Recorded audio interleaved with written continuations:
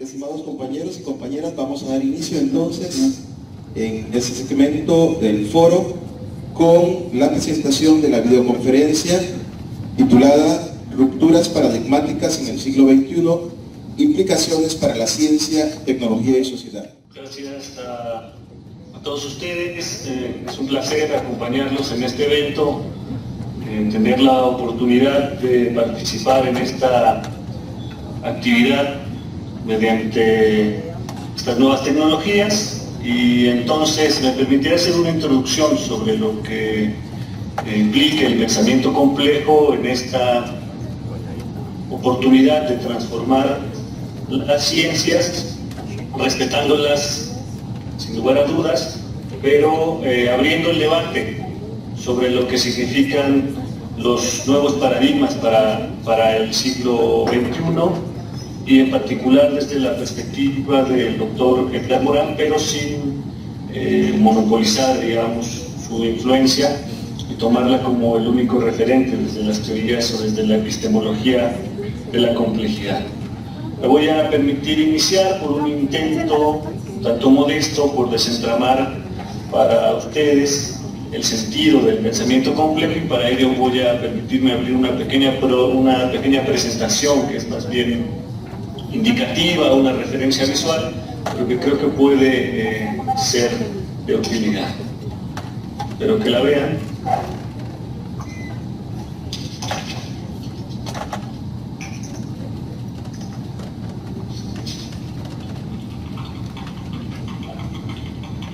Bueno, una vez que estamos aquí, puedo permitir decirles que para desentramar, para realizar un proceso reversible, en este caso se debe conocer la acción contra la que se ejerce una fuerza de contención. En este caso se trata de un concepto, que es el concepto de trama. Así pues, la pregunta inicial sería, ¿qué es una trama?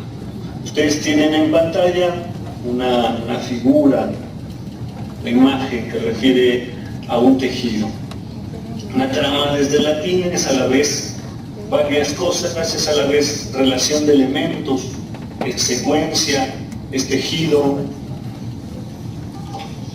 secuencia, es tejido y urdimbre, es también lo que se conoce como teselado, y es también la posibilidad de una emergencia, de que ocurra algo más allá de lo que indicaba la relación básica de los elementos que conformaban esta trama. Del diccionario de la Real Academia Española voy a recuperar 3 significados de trama: conjunto de hilos que, cruzados y enlazados con los de la urdimbre, forman una tela. La otra definición sería disposición interna, contextura, ligazón entre las partes de un asunto u otra cosa, y en especial en las artes dramáticas se trata de un enredo novelesco, emocional, sentimental, en donde participan sujetos en la acción. Y también significa, por otro lado, florecimiento de los árboles.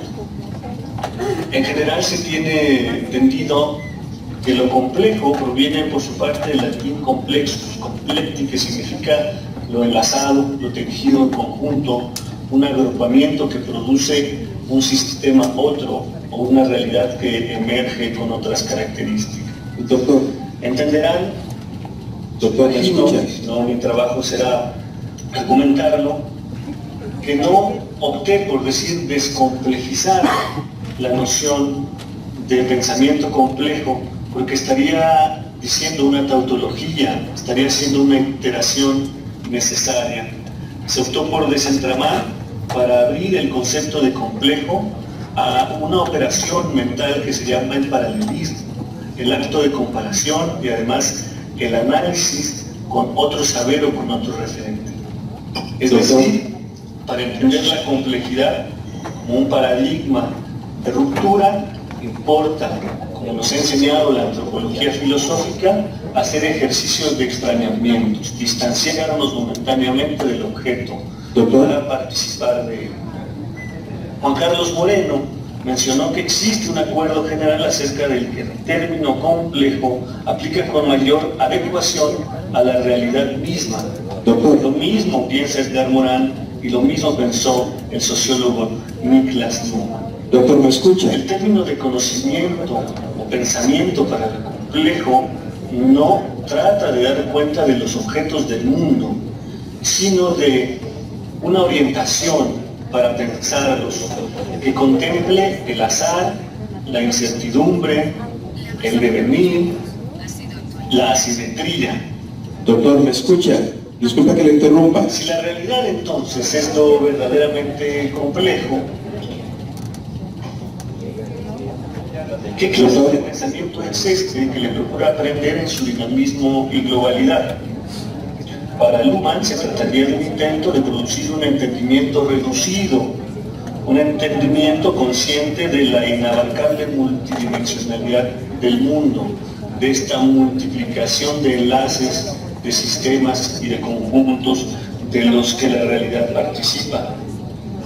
Se trata entonces de un pensamiento que se acerca de forma muy humilde, tratando de recuperar las bases filosóficas de lo que inició el proceso de lo que hoy conocemos el conocimiento científico, un regreso muy humilde al significado llano de oficio, un quehacer habitual que implica un esfuerzo por comprender la trama de eso que interesa.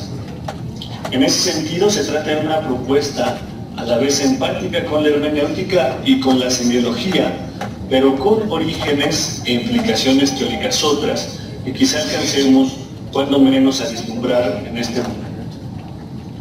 ¿Cómo comprender la trama?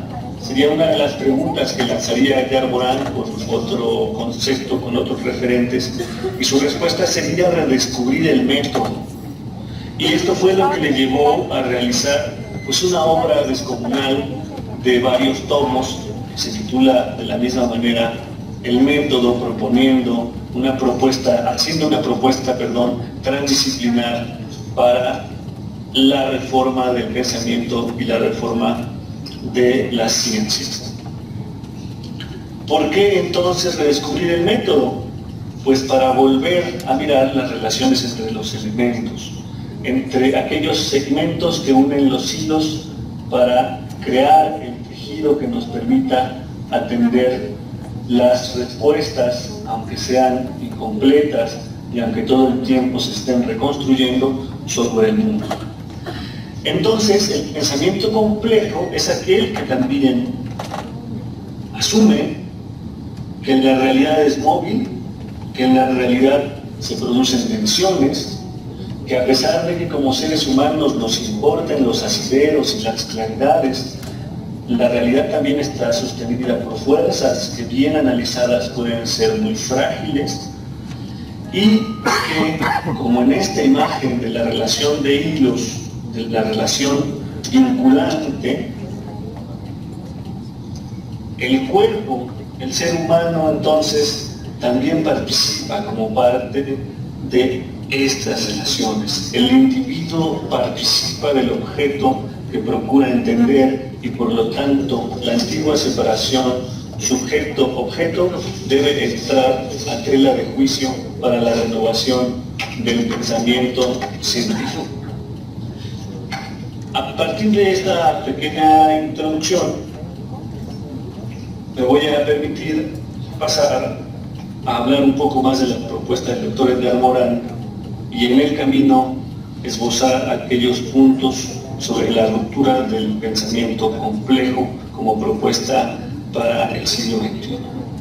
Edgar Morin nos dice que la palabra complejo es en sí misma no una palabra solución, es una palabra problema. ¿Qué tenemos los científicos por acuerdo general en considerar problema, incluso en distintas disciplinas? De la manera nada más sencilla es preguntarnos por qué y cómo conocer tal o cual realidad. Y en ese sentido se crea toda una sistematización, una metodología. ¿Por qué aspirar a encarar los problemas y no encarar las soluciones desde la perspectiva de Edgar Morin? yo lanzaría otra pregunta: ¿y si las soluciones representan en realidad también parte de los problemas? Si lo que entendemos por soluciones en un tiempo se encarnan posteriormente en la realidad como parte del problema, entonces estamos pensando, digo yo, recuperando el Edgar Morin complejamente, estamos problematizando lo que parece evidente.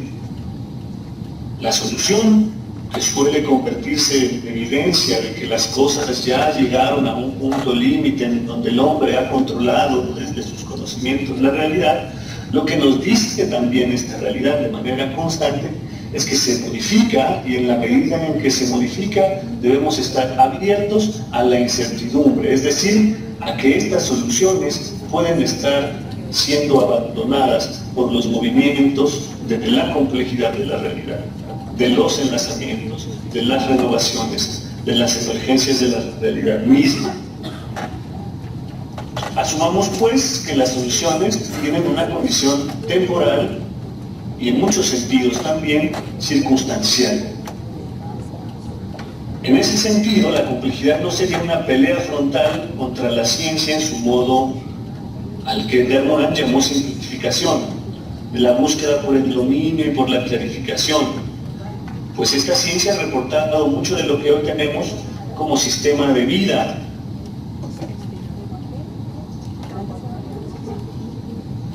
Sin embargo, no deja de ser conocimiento parcializador en buena medida, disgregante y cada vez con mayor tendencia a la hiperespecialización y a la desvinculación de lo ético por algo que lanzaremos como una primera ruptura y quizá como una primera motivación al debate, que sería la ingenuidad por creer que el objetivismo dicta la verdad humana y la verdad sobre el conocimiento.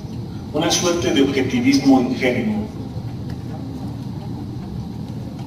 La complejidad tampoco sería una postura de ciencia que aspira al conocimiento completo y total. Eso lo afirma Edgar Morin, por ejemplo, en su introducción al pensamiento complejo, la página 23. Es decir, el pensamiento complejo, contrario a lo que la mayoría de quienes le llegan a conocer y le critican, no implica la búsqueda de una omnisciencia, en sus dos sentidos, en sus dos acepciones, ¿no? De una perspectiva con presencia total y además una ciencia del todo. No se trata de que el paradigma de la complejidad sustituya al paradigma habitual o que conocemos hoy como de la normalidad de la ciencia.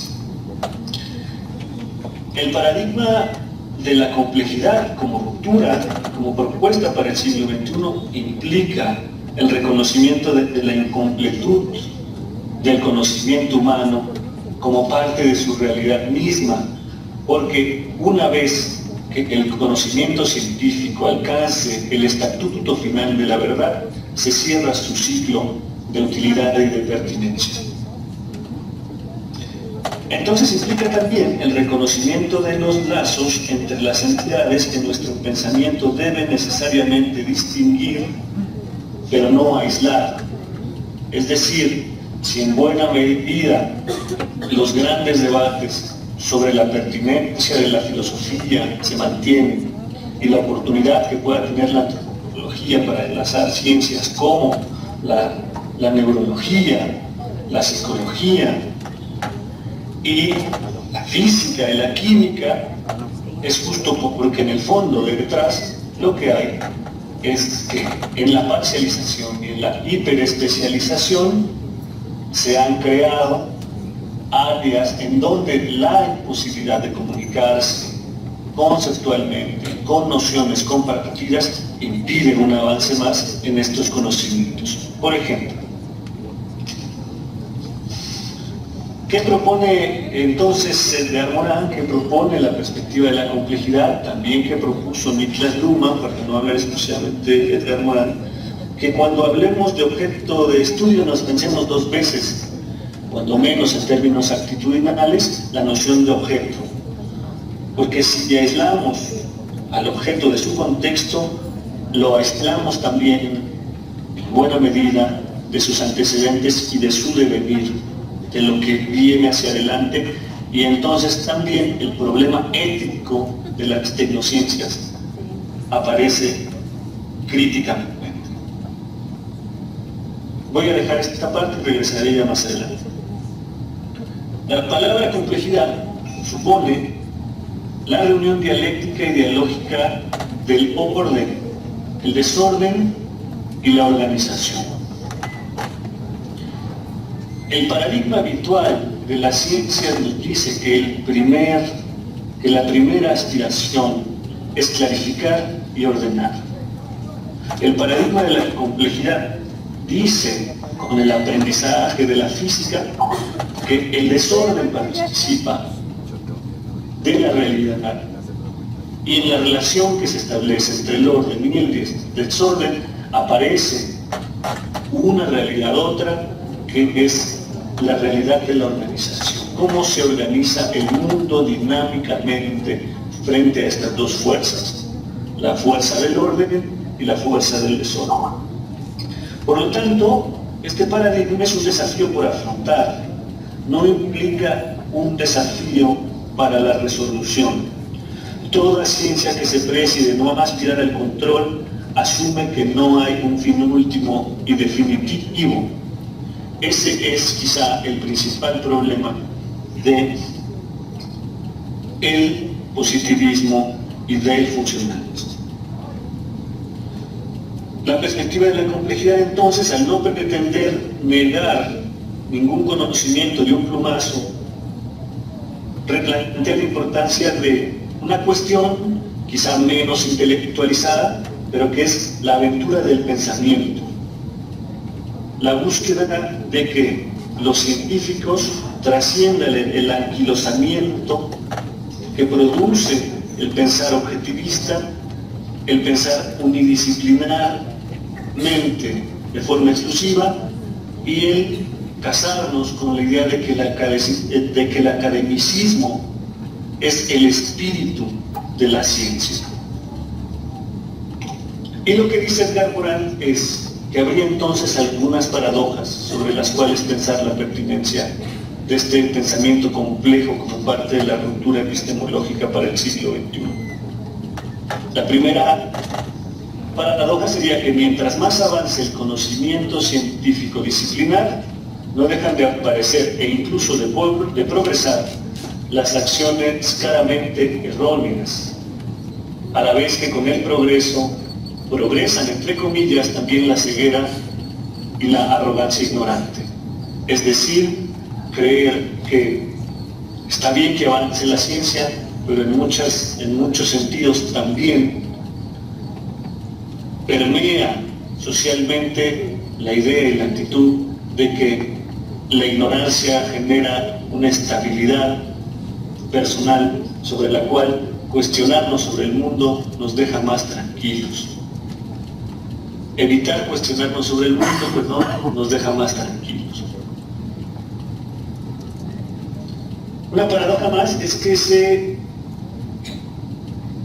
puede decir que se avanza, y que en la medida en que se avanza se suele evitar reflexionar sobre las consecuencias de estos avances, porque la perspectiva del progreso nos ha dicho que es más importante avanzar que detenerse a reflexionar sobre las consecuencias del avance mismo.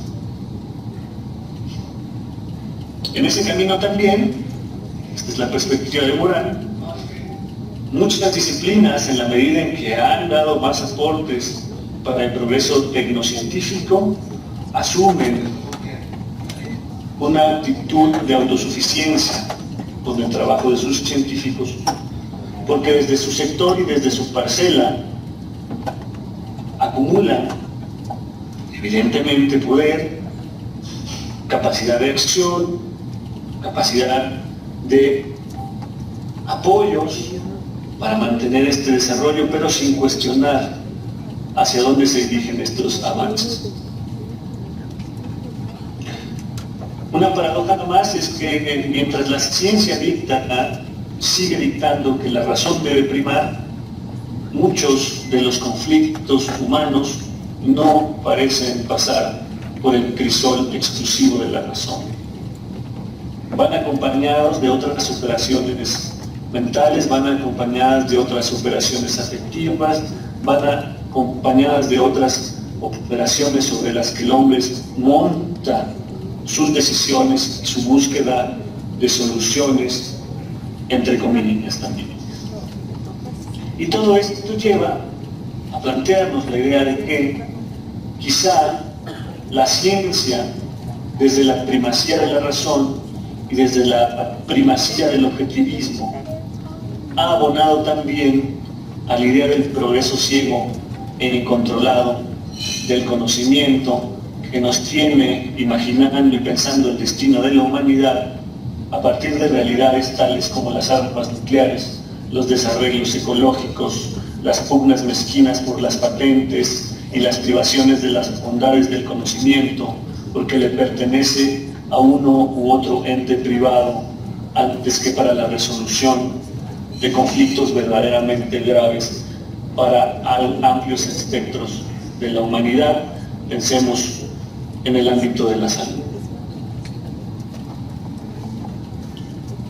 La propuesta entonces sobre la ruptura para el siglo XXI, que no es exclusiva, quiero repetirlo, de la perspectiva de la complejidad, pero sobre la que la perspectiva de la complejidad viene también discutiendo y calando, es que debe haber nuevo paradigma donde el sujeto y el objeto no aparezcan como realidades separadas por la acción pensante, en donde no haya disyunción, reducción y abstracción como las únicas y válidas operaciones para crear los conocimientos desde la ciencia. El problema principal está en que las disciplinas no necesitan, así parceladas, de la noción de hombre. La finalidad está en comprender los objetos y no en pensarlos en relación con lo que se considera debe ser y hacerse del hombre desde una problematización ética de lo que vamos produciendo también como científicos. Vista así, de cierta manera, la complejidad sería el tejido de eventos, acciones, interacciones, retroacciones, determinaciones y azares que constituyen nuestro mundo. En este tejido se nos ofrece lo que ocurre también de forma enredada, inexplicable, desordenada, ambigua, incierta, incluso paradójica. Lo que estoy diciendo desde mi formación de científico y doctor es también paradójico, es una acción autocrítica. Y si lo pensamos de la manera razonable, entonces estaría diciendo contrasentidos. Pero hay algo en la realidad que es evidente a nuestro juicio, no porque sea realidad. Lo que es evidente es que necesitamos colocar en el centro del desarrollo de nueva cuenta, en el centro del conocimiento científico, como también lo dijo el propio premio Nobel Ilya Prigogine, al hombre, intentar colocar de nueva cuenta en el centro desde un debate profundamente ético.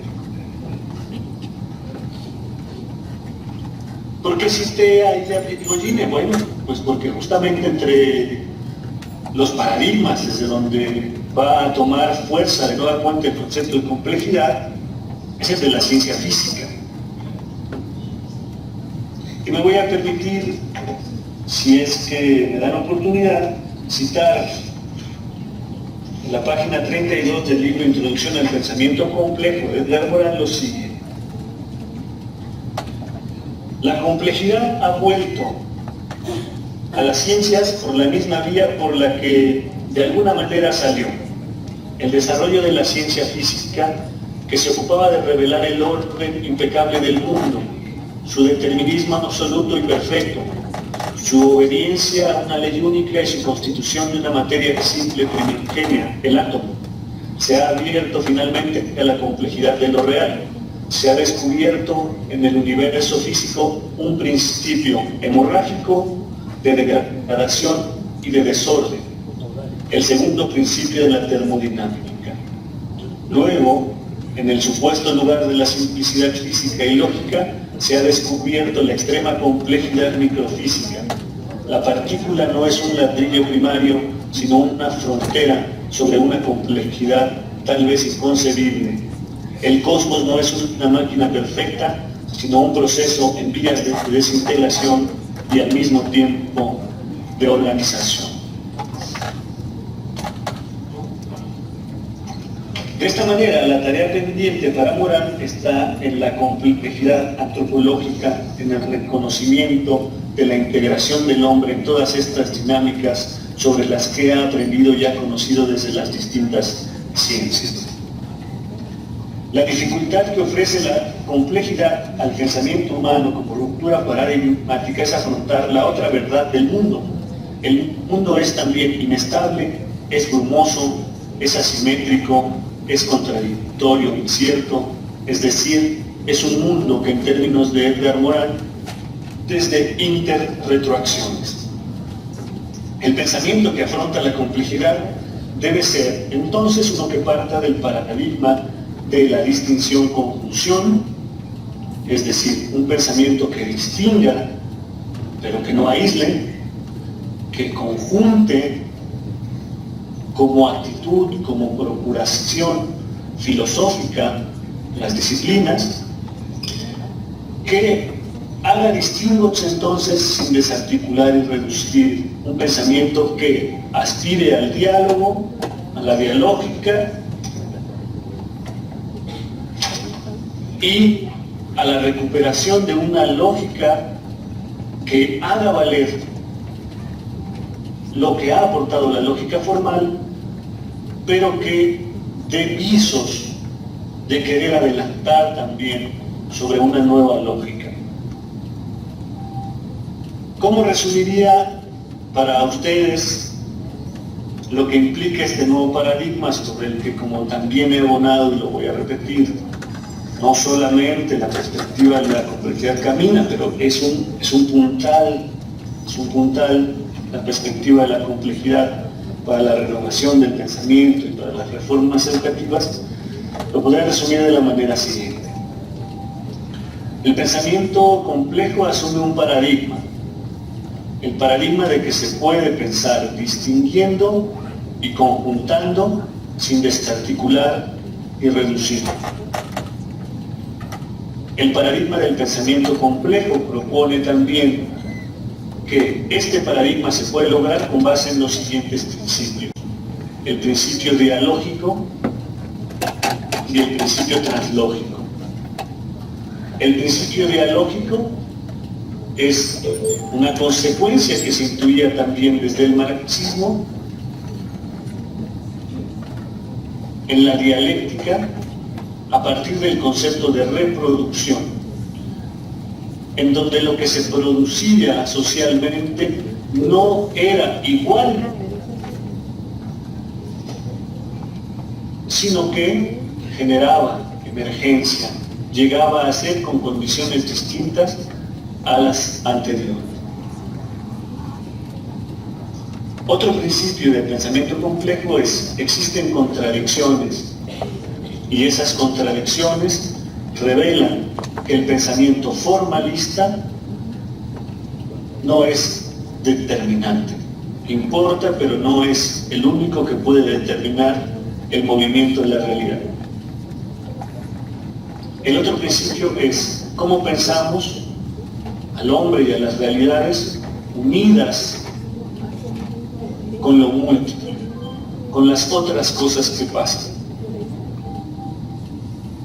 Contrario a lo que se suele pensar, y el propio Morán intenta hacer estas distinciones, el pensamiento complejo pugna con el reduccionismo, reconociéndolo, y pugna con el holismo.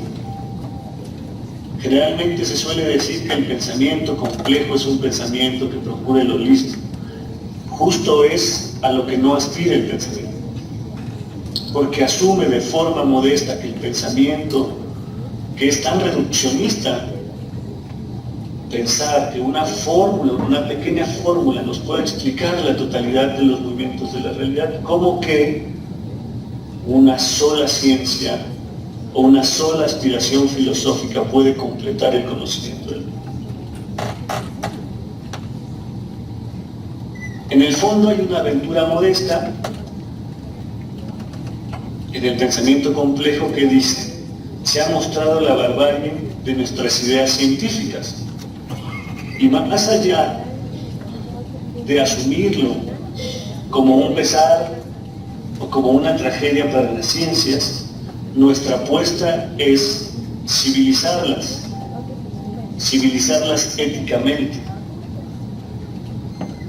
civilizarlas poniéndolas a dialogar, civilizarlas rompiendo la idea de que cada uno desde su lenguaje propio puede negar los avances de los demás y con eso justificar que no debe comunicarse con los otros científicos, porque sus lenguajes son inconmensurables, no están cercanos, jamás se entenderían unos con los otros.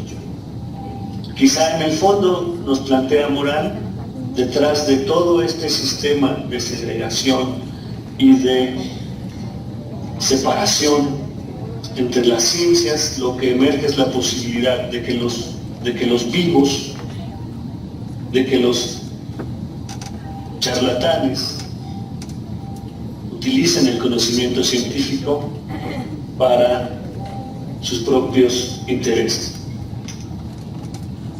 ¿Cuáles son los reconocimientos que hace el pensamiento complejo? Para ir terminando, es que la física, a partir de la segunda teoría de la termodinámica, nos enseña que entre el orden y el desorden aparece la organización, y que la organización entonces no es un patrón, sino que es en sí mismo la conjunción de sistemas abiertos o la operación de sistemas con sus movilidades, con sus asimetrías, luchando por una posible estabilidad.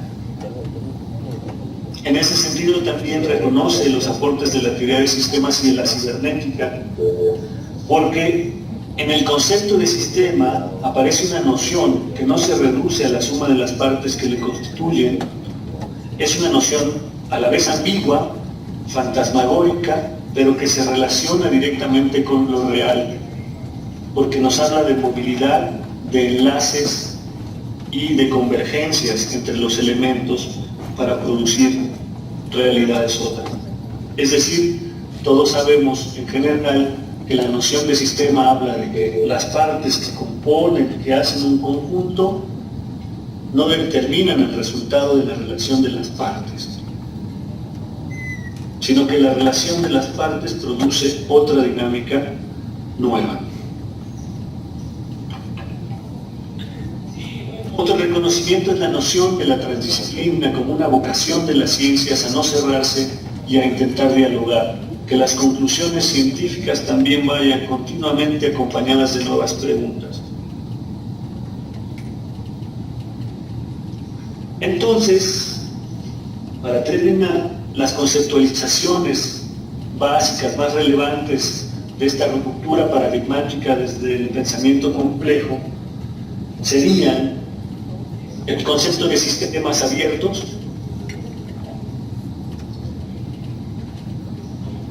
la conceptualización de información, la conceptualización de la relación orden y desorden, desde donde emerge el concepto de organización, la conceptualización de la autoorganización como este recurso sobre el cual la realidad construye su propia dinámica y en donde el hombre entonces puede mirar su incapacidad de controlar todo también.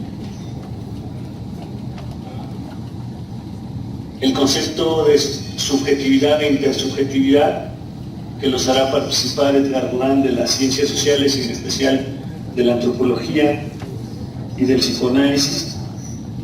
El concepto de autonomía como una aspiración ética de toda organización. Y finalmente, si los sistemas son abiertos, si entre los sistemas hay flujos de información, si entre ellos hay orden y desorden mediano que producen una realidad distinta, es pertinente el concepto también de la ecología, de que los sistemas forman parte de otros y constituyen relaciones ecológicas.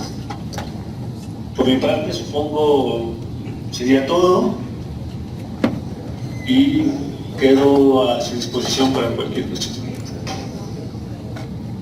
Gracias, doctor Casas. ¿Me escucha? Sí, claro. Gracias, muy amable. Vamos a dar un espacio entonces por si tenemos alguna consultita por acá en el auditorio. Si alguien desea preguntar.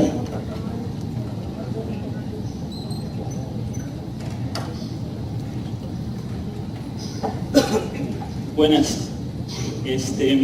Hola, ¿qué tal? Quería hacerle una consulta para que tal vez nos cuente un poco.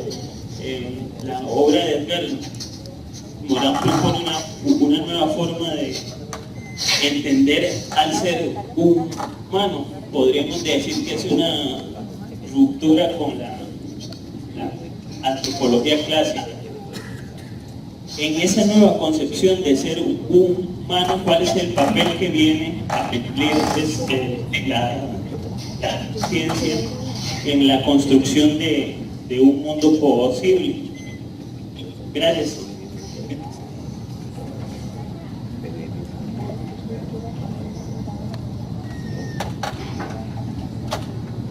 Sí, ¿desean que responda de inmediato? Sí, doctor, de inmediato, si es tan amable. Muy bien. Sí, la respuesta en general es sí. Sí es una apuesta por cuestionar al ser humano desde quizá una premisa.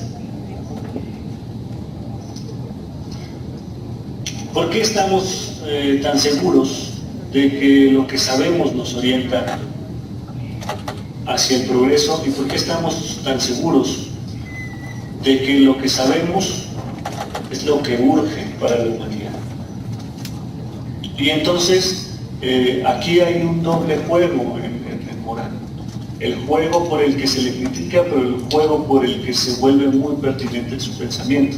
Es decir, recuperar algunos conocimientos que estaban un tanto escondidos o por debajo de los grandes debates de moda, de actualidad, en la época en la que él empieza a plantear estas cuestiones, ¿no? Los años 70 y los años 80. Digamos que Morán recupera la antropología en su acepción filosófica, su acepción de antropología filosófica. Sí hay dentro de la propuesta de Morán también un mirar a la antropología en su actualidad, en lo que hace hoy, por ejemplo, la antropología social, en volver a vincular a la antropología con el concepto de evolución, pero desde lo que ha aportado el doctor Ilya Prigogine, por ejemplo, con su concepto de estructuras disipativas. Y es además también una apuesta efectivamente por colocar en el centro de la discusión al hombre desde la ética. Si el hombre se puede, en realidad, por este paradigma del objetivismo, desvincular de lo que produce científicamente y de lo que produce técnicamente. Y que ese debería ser otro gran debate de los centros de investigación y de los centros universitarios. Ahí, para algunos, Edgar Morán se queda en un pensamiento, digamos, ecologista, pero eso lo trata de resolver él después con sus tomos de el método, proponiendo y recuperando estos conceptos que yo les he nada más enunciado como posibilidades de comprensión y de vocación transdisciplinar. Muy buenos días, don Gustavo. ¿Qué tal? Muchas gracias y excelente la disertación. Volviendo un poco a esa ruptura de los cuánticos, con relación a Newton y su pensamiento lineal. Y yo he tratado de venir a objetivizar estos aspectos, poniendo tal vez algunas variables cuantitativas.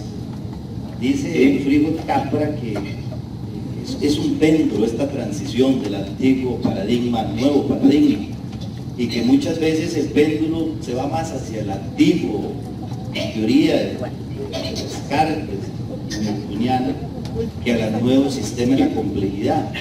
Entonces yo a veces he hecho un análisis, por ejemplo, digo, combustible fósil, que tiene un impacto enorme sobre el calentamiento global. Y el 88% de las fuentes energéticas siguen siendo combustible fósil. Significa que estamos anclados en el paradigma tradicional. El 12% son energías renovables o energías limpias. Y esa transición no ha sido fácil.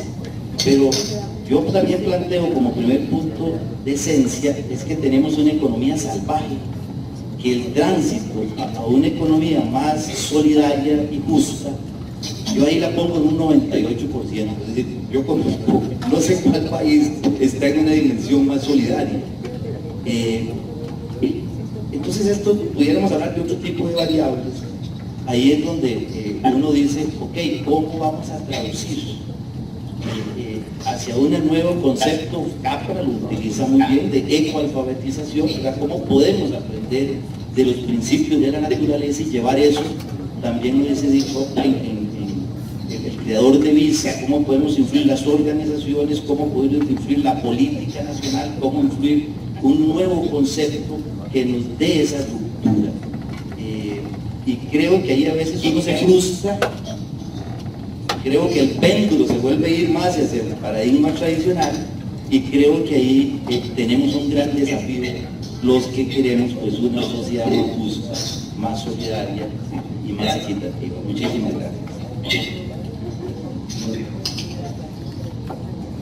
Yo le agradezco mucho su comentario porque me ayuda, me colabora a quizá redondear algunos puntos que fueron quedando ahí como abiertos en lo que expuse.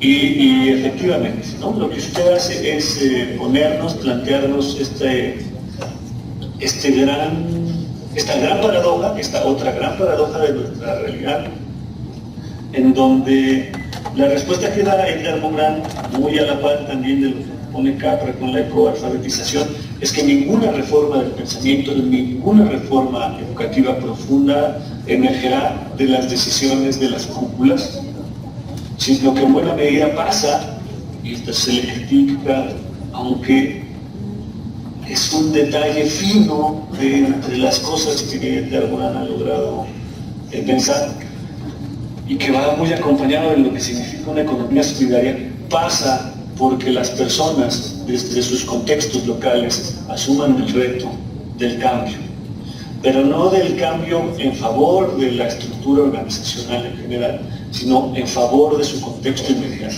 Y una vez que se asuma que existe toda esta posibilidad del cambio desde las emergencias, digamos, desde abajo, entonces esto puede transferirse, producir emergencia, convertirse no solo en flujo de información, sino en flujo de energía, y esa energía revitalizar el sentido también de la cultura.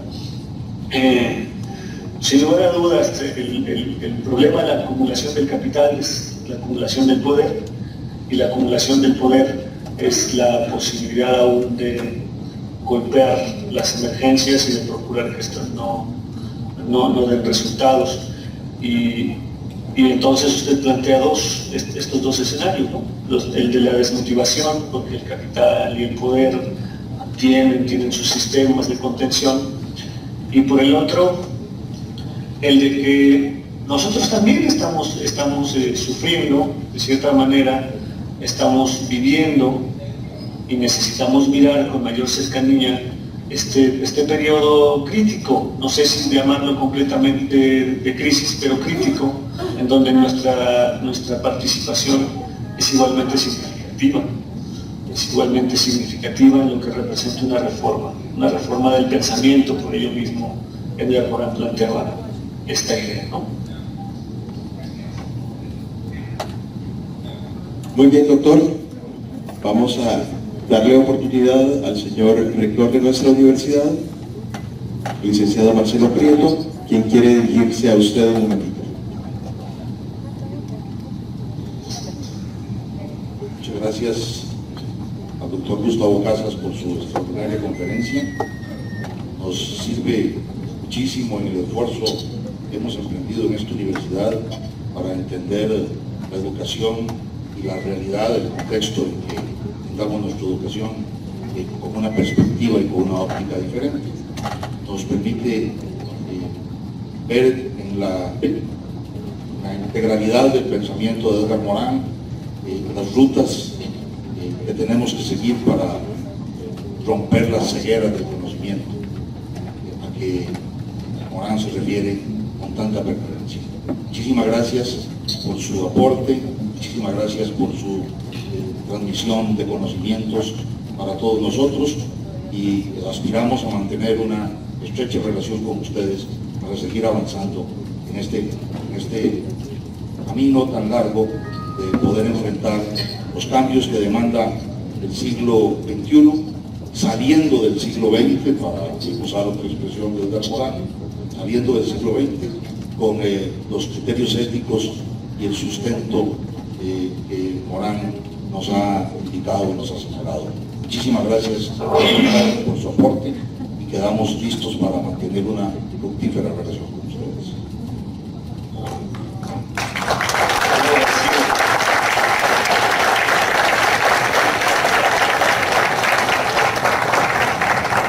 Agradecemos enormemente, doctor Casas, su participación. Gracias también a los compañeros por haber participado en esta videoconferencia.